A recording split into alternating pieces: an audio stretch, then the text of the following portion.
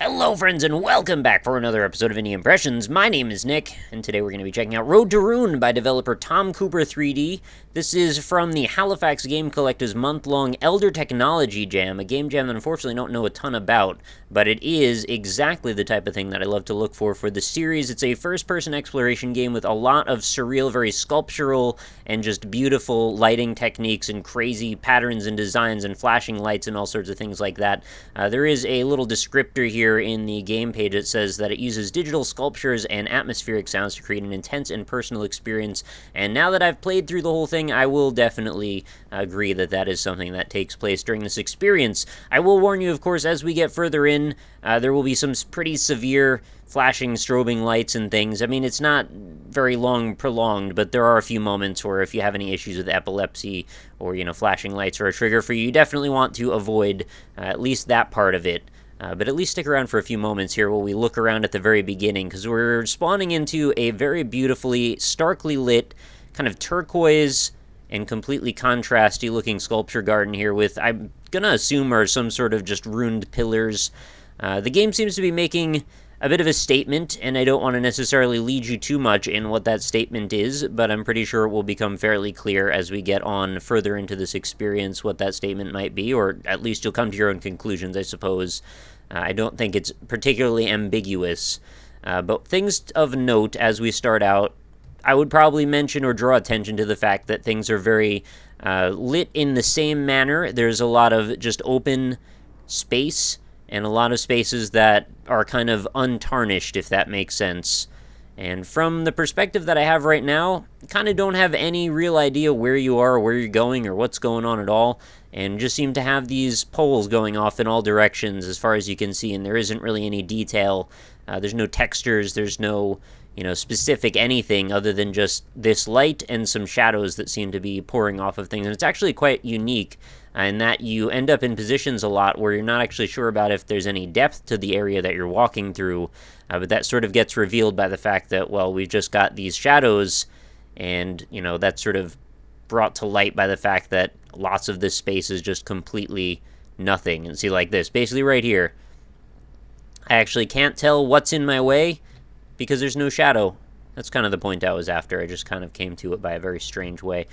So you can see there's actually some steps here. So off in the distance, what's going on? It seems like we've got some structures that all of a sudden look to be rather delineated from what we were looking at a moment ago, and they start to give you maybe a little bit of context at what we're looking at. And right now, still not entirely sure what kind of reference we might be making. Things look very blue. Things look very destroyed, and well, we've also got the name to go by, Road to Ruin, which definitely does lead the viewer or the player a little bit in maybe their assumptions of what they might be looking at. But I assume if you were to come to this from a very blank slate, I could even go so far as to say there could be some mild sci-fi references going on here, or even maybe some horror or just surreal psychological stuff, and I think maybe all of those things were intended. So I'm just sort of approaching whatever this ruined building seems to be. Ruined structure, I guess. I'm not really sure if a building is necessarily a tendency that this has. And I'm just enjoying the fact that there's so little in terms of delineated space that I'm not even sure if this is a room that I'm walking in here. I'm just sort of experimenting by walking into the space and slamming my body up into the walls. Look at that. That is a very artistic shot. It's a kind of a beautiful lighting scheme. Like the way that this all works, it reminds me a little bit of like those, not really sure what they're called. They're like those cutout setups where you get like a solid colored sheet of, it's like a plastic, and you kind of carve away at it and it reveals white underneath, or you get a vice versa situation where it's white with black underneath, and you can use that to create some sort of like a cut or like a woodcut setup. And all of a sudden, what is this up in the third floor of this ruined architecture? Seems to be a hit of bright red color, and then also a little bit more of it over to the right where we seem to see some animation. Seems to be something important going on over here, and it's the first thing that has any really sort of a spotlight on anything in particular. I mean, there's a lot of different places that your eye might get drawn to because of all these shadows, but it's not 100% like an obvious delineation where you'd want to be going or where you really want to be in general. By the way, in case you're worrying or confused or curious even, if you walk in any one direction, eventually you will reach the border of this world where there's just sort of a deadly drop-off. Or actually, in this case, I think you just walk up to the edge and nothing happens. So you can't actually end your game in this particular setup, which makes sense because this is more like a sculptural piece than, or maybe sculptural piece isn't the right word, but it's a visual auditory journey, not so much a game, which is, you know, a thing I do tend to point out on occasion. I do like to look for things like that. And all of a sudden, things are not quite as broad in terms of their lighting. We've got a lot more definition going on, and we go from an area that looked like an empty, vast, desolate, snowy plain or something over to what seems to look a little bit like an industrial wasteland. We've got just plumes and plumes of fog pouring out into the sky, and just sort of dirty-looking muck raining down. And that's a pretty good contrast to the fact that we had such untouched ground for so long. All of a sudden, we're brought into this area where things are completely the opposite, and we get a little bit more of a proliferation of hits of red as we go further in, and that just seems to be a reoccurring theme here, too. Look at that. That is such a cool-looking shot. You get these stripes going on in a bunch of different directions. So we're going to make our way a little bit further past some of this machinery, and I know you can probably want to take a bit of a closer look at this stuff, but I will leave this, or some of these things, for you to do if you do choose to, because this is a totally free experience that you can have if you want to, right in your browser. And this is actually based in Unity also, in case you're wondering that as well. And it looks like we've got more and more of these poles stretching on down further into the distance. It's a great sense of scale to this, too. I mean, granted, maybe some of the architecture isn't as tall as I've ever seen architecture in games before, but it certainly does feel like we're going a very long way from where we started to reach whatever it is that we're reaching, since we don't entirely know. And then off in the distance, you'll notice some stripes that are much taller even than what we had just been looking at a moment ago. And it seems to be that maybe there's a star or some kind of a bright point of light happening off in the distance as well. So let's see if we can discover some of that. What is this?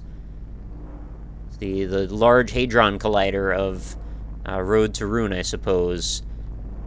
Vague, general, sci-fi sort of technological devices and creations. And this seems like we're getting away from the smog, and maybe things are looking a little bit cleaner, and maybe a little bit more architecturally sound and perfect. But then what is this? There's this strange point of bizarre mutating surface that doesn't really seem to have any point. It's just kind of hanging out in the air there, and you can only see it in certain spots. Oh, there we go. You can put the sky to contrast it.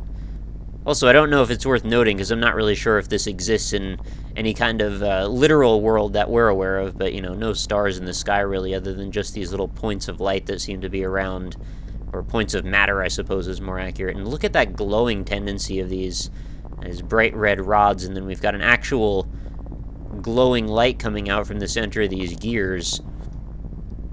You know, it probably doesn't need to be said, but red is very commonly associated with things that are sort of dangerous or malignant.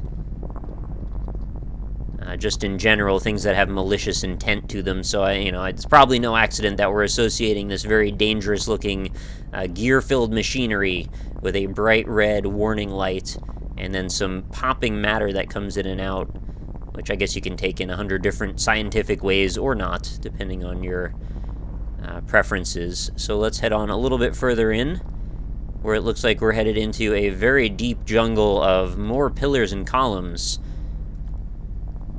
Now, I'm sort of unsure about whether or not I should play through this whole thing, because there are actually some pretty wild departures that happen as we get a little bit further into this nest of colors, or shading, rather. And I hate to spoil it for you, but at the same time, it is extremely beautiful as we get further in. And I also just want to show you how much it changes, because a lot of times I find games like this that tend to be just sort of a one-trick pony. You walk through an environment, and that's kind of the end, and the message seems to fall flat. But in this case, the developer actually goes, quite a bit further than just showing you a bunch of structures. There's actually a little bit more to see. And now it looks like we've entered an area where red is starting to become the prevailing shade. I wonder if there's a reason for that. You can kind of draw your own conclusions, like I said, and I am curious to hear what kind of, theories you might have as to why things are the way they are in this setup. And that's a perfect thing for you to mention in the comments if you would be so interested as to entertain me with your thoughts. And we've got some strange humming sounds going on with this device. That is also a thing that I haven't really touched on too much so far. I've mostly been talking about the graphical aesthetic of things, which I do find, again, pretty unique and interesting. But without the hits of sound that happen at certain key points, I certainly think this nature of things would certainly not come across quite so foreboding. And what am I looking at here? I'm not even entirely sure. It looks like a pile of rubble or rocks or something. And it's one of the few places where shading seems to have a little bit more delineation. It's not just stark black and white. There seems to be a little bit of gray in between, and I'm using gray sort of loosely here. So, well, I guess it is kind of gray, but gray on the scale up against that turquoise. And what is going on over here? It seems like we've reached about the end of our path through this malignant technology. And it looks like we have some sort of a pathway into an abyss where there seems to be more of these bending, mutating, morphing bits of matter hanging out in the air. And there seems to be a red dot and something spinning off in the distance. So why don't we head over in this direction and see if we can find something new and different to complement our experience thus far. What do we have if we look backward, by the way? Just a mass of shadows. Very foreboding, scary-looking shadows. Can't even make out what these shapes tend to be anymore. And I can't get enough of just obscure, abstract, esoteric-looking geometry and architecture. So this type of thing really does tickle my fancy and is just something that is endlessly mystifying and kind of inspiring in general. I just really enjoy looking around and being able to have a chance to take my time and spend time in these structures and spaces that are generally impossible in the actual reality that we happen to inhabit. So it looks like we're headed into the most dangerous part of a machine that probably shouldn't exist. And it looks like we've found the end of the ground that we can understand. So I think I'm going to head into this because I can actually walk off the end of this platform, and hopefully I won't get turned around, because once I do, it is very difficult to remember because you can't actually see the ground that you've left after a point. So we'll head in the proper direction and just keep going in that way. If things get a little loud, my apologies. I did try to temper the game sound to match what would be a reasonable volume. And this is probably around the part where things start to get a little bit flashy and a little bit crazy. So be prepared if you have any issues with motion sickness or flashing lights. We're headed right into the magnetic particle accelerator. That's just what I'm calling it. I don't actually know if it's called that. But things definitely sound pretty dangerous and are quite pretty to look at. I was tempted to just hang out in here and just keep looking back and forth, and this is how I got turned around the one time when I did mess around a little bit in here.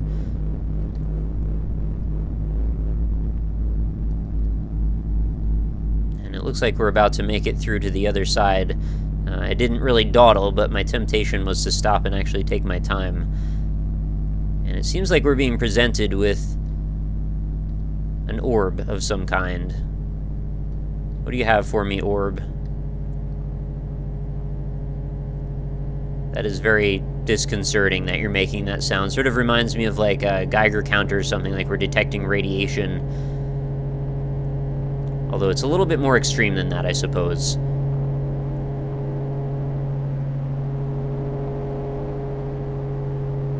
Alright, so we've penetrated the outer layer of what could be construed as an egg.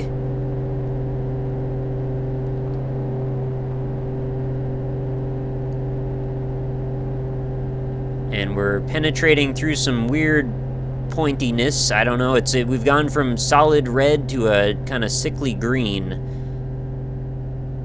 And we've come out the other side unscathed. What do I have behind me now? Oh my goodness, that is very bright.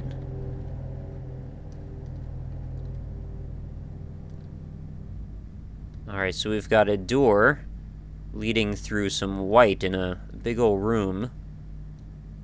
And it looks almost like we're feeding back into the area we were just in a moment ago. But that would be too simple, wouldn't it? No, it's a little bit different from that. We're bringing some of this white light with us, it looks like. From whatever the structure is that we just came from, we're bringing it into our blue technology realm that we're familiar with, and it looks like we're approaching some sort of a large igloo or geodesic dome of some kind. I don't know if it's worth mentioning, you can jump, by the way. You can't seem to run, though, so if you wanted to go any faster than this, unfortunately, you might be out of luck. But I don't see any real point in running in this type of thing, because the whole point is the journey anyway. You're supposed to take your time and enjoy yourself and find what you find on your way through. So we've lit up this whole area. There's a little bit of Z-fighting going on there. That's okay. And, oh, I seem to have reached the wall, so where am I going to go now? Could just follow this path around, perhaps? What's going on over here? Do we have an area to even go to? Well, there's a blue orb out in the distance. I don't actually remember where I'm supposed to go at this point. But there is definitely more. Is it this side? I'm pretty sure that there was a path somewhere that I was supposed to take. No, it doesn't look like it. I could jump up on this. Maybe a door opens or something that I just wasn't noticing. What if I just... Oh, I could just walk right through the wall, I guess. That's one way to do it. Can I just walk off? Oh, I fell. Okay. Uh-oh. I was somewhere peaceful and serene and calm and tranquil, and I wake up in the most red world of all time, and there's a horrifying oil beast. Seems to be siphoning the resources from this poor planet. And there is a big old hole here, a cavernous void that I'm about to fall into, because this seems like the next way to go. I could actually take a look around here, but I didn't really spend much time with that prior. I'm mostly... Uh-oh, what is that? That looks exactly like something from Antichamber, doesn't it? And it's making a very strange square wave type sound. I think that's what that is anyway. Oh, that is very cool looking. Okay, that sound, though, a little bit on the aggravating side, I must say. And I'm sure for very intentional reasons. So we fall out the other side of the world, and where does that land us? It's more orange than red now, I suppose. Fiery and hot and desolate. It's the complete opposite of what we've had prior. The articulation on that thing is really horrifying, too. It really looks like bones.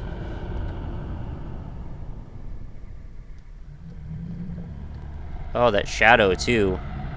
Oh, they're so scary. They're going off in every direction. The shadows are really crisp, too. That's one thing that I love about this is just in general, the fact that we went in this really high contrast scenario in terms of the art design. It's great that it has really sharp-looking shadows, because that does well to convey the point of having something like that. Having values that are that stark, I mean. And I guess I would go down into this pit as well. And I believe this is where our journey comes to an end, unless I'm mistaken. We fall through the floor a couple hundred times here. And things strobe out. Maybe this is actually the point where I should probably have issued the flashing color warning. Alright, so that was it. That was Road to Ruin. A very cool, very atmospheric and beautiful experience. Highly recommended. If you'd like to go check it out, there will be a link in the description. Again, totally free. You can play it right in your browser. It's a Unity-based game, so you don't even need a very powerful computer for it, and hopefully should hold up quite well, no matter what your specs are. Well, I guess that would be another thing to leave a comment about if you had any issues with the tech specs. But feel free to let me know what your ideas are about what this could all mean. I think I have some of my own ideas, but I don't want to lead you too much more. I think I've already done a pretty good job of directing you in my general direction as we kind of proceeded through that, even though I said I was going to try not to. But let me know in the comments what you think. Leave a like on this video if you did enjoy it. I'd be quite happy with that, because it helps to spread the proliferation of more indie games to more people. The more likes I get, the more people get to see it, and potentially the more people find out about more awesome indie games. And that is our goal here, of course, to find and expose the most strange, unique, original, and artistic indie games. And I think Road to Ruin falls well within that range. In fact, one of the cooler ones that I've found in recent memory. So with that, I will leave you for another day. Thank you, everyone, for watching. Be sure to come back again tomorrow. New episodes of Indie Impressions go up every single day. So I look forward to seeing you again for that. And I hope you have a fantastic night. Talk to you all later.